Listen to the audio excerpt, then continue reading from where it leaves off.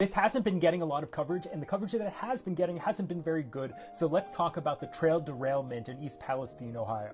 East Palestine's about an hour north of Pittsburgh, almost halfway to Cleveland. Norfolk Southern has a rail line that goes right through town, and this derailment happened right on the edge outside of town on the border of PA and Ohio. Of the cars that crashed, 5 of them contained vinyl chloride. It's a monomer used to make PVC.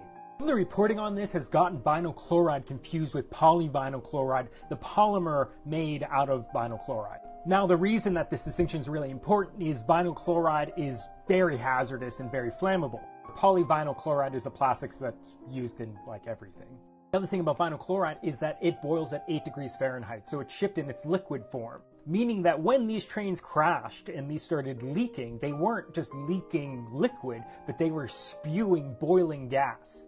So vinyl chloride is really toxic. OSHA has the permissible limit of how much you can be exposed to it during an 8-hour shift as a 1 ppm part per million, average over 8 hours. So prior to this, the biggest spill of this chemical was in New Jersey, where one train car and about 23,000 gallons of vinyl chloride were spilled, but it didn't catch on fire. Now, this crash in Ohio has 5 train cars. These kinds of tanker cars can carry between 25 and 33,000 gallons. Let's call it 250 to 250,000 pounds of vinyl chloride. That's per train car, 5 train cars. There's maybe 1 million pounds of this toxic chemical spilling into the ground and also boiling off into the air. But then it caught on fire. I think this is where the reporting is really bad, because no one is mentioning what the byproduct of vinyl chloride burning is. Of the many byproducts of burning vinyl chloride, one of them is hydrogen chloride. Hydrogen chloride is really unstable and latches onto water, like just water vapor in the atmosphere, and that turns into hydrochloric acid. So right now, government officials from the railroad, both the governor of Pennsylvania and Ohio, are calling burning off the 1 million pounds of this stuff a success, but not mentioning that it means that we have hundreds of thousands of pounds of acid in the air, potentially.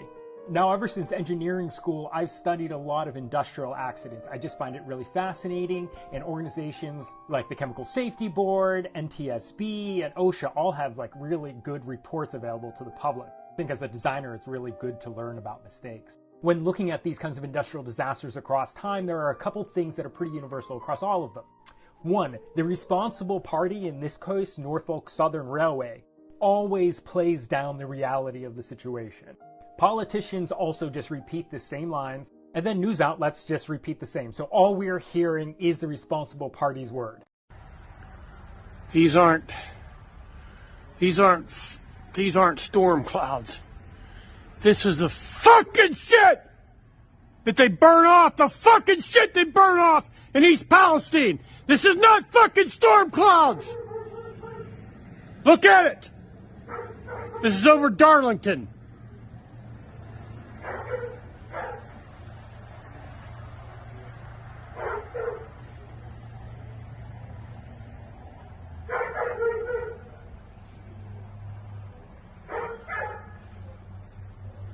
This is their fucking success. That ain't no fucking storm cloud. That's the fucking shit from East Palestine. They're fucking controlled burn.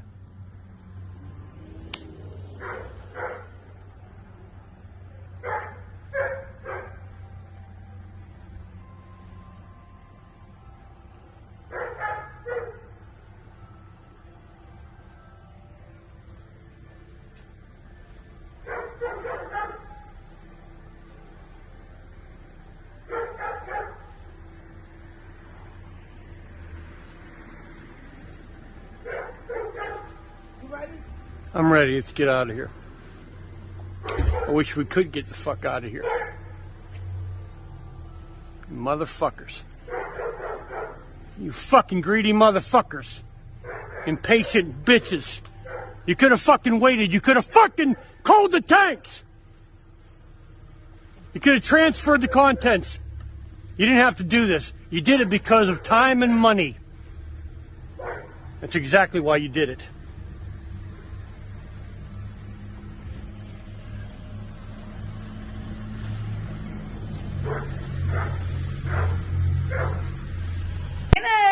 The fact that that we're not seeing wall-to-wall coverage on the vinyl chloride train derailment situation and explosion happening out in East Palestine, Ohio, is kind of insane, because an entire town can't return home because the water is contaminated. The livestock and the crops are being destroyed, and reporters are being arrested. Now, reporters are being arrested because they're trying to follow up on this airborne toxic event and chemical spill out in Ohio that was due to the train derailment, okay? The train was seen with wheels on fire in Salem, Ohio, okay, at the Fresh Mart meat processing plant. Okay, it was 20 miles away from its final destination. Okay, thousands of dead fish and water are contaminated. There's dead chickens 10 miles out, and there's big problems in the Ohio River. Here's the actual footage of this reporter getting arrested.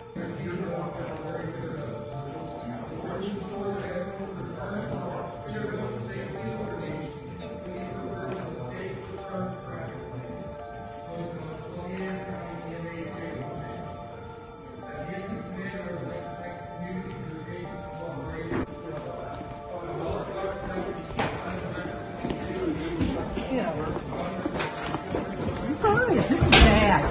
This is bad. Oh my God. You guys, this is bad. Stop. I am on the ground. What are you doing? The gun. Stop this. Stop this. Stop. Stop.